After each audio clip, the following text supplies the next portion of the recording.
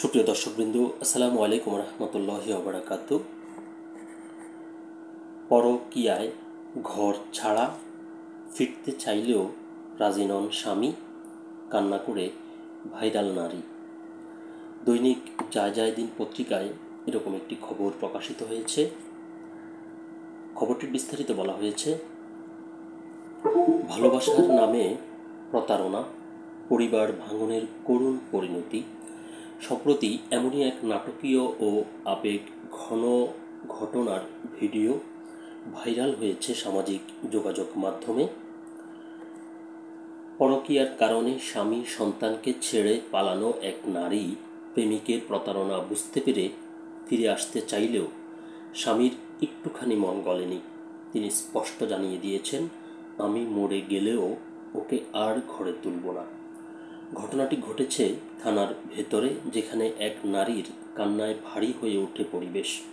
পাশে দাঁড়িয়ে দ্বাদশ শ্রেণীর এক তরুণ, যিনি অভিযোগ অনুযায়ী নারীর প্রেমিক।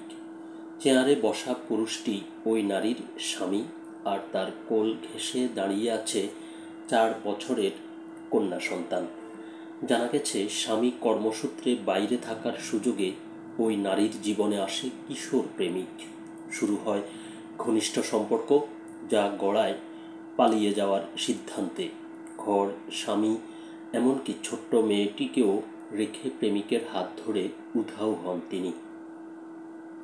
তবে স্বপ্নের রাজপুত্র যে শুধুই অভিনয় করছিলেন তা বুঝতে সময় লাগেনি।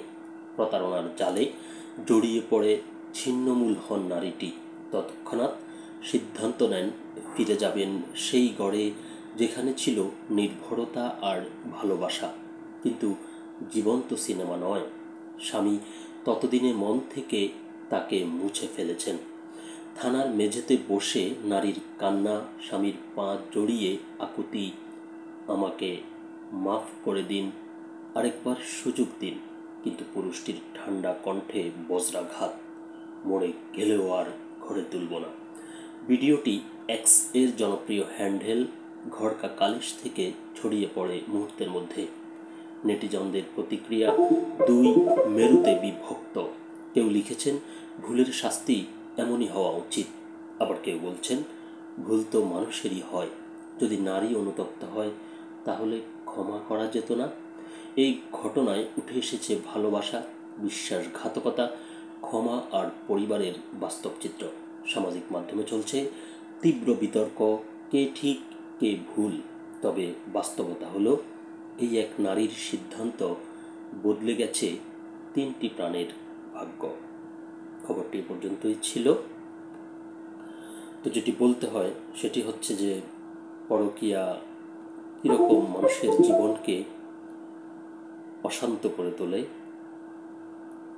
কেউ কেউ পরবর্তীতে তার নিজের ভুল বুঝতে পারে, কিন্তু সে যখন ভুল বুঝতে পেরে আবার ফিরে আসতে চায়, ততক্ষণে যে মানুষটির কাছে ফিরে আসবে তার তো বিশ্বাস এবং আস্থা ভেঙে যায়।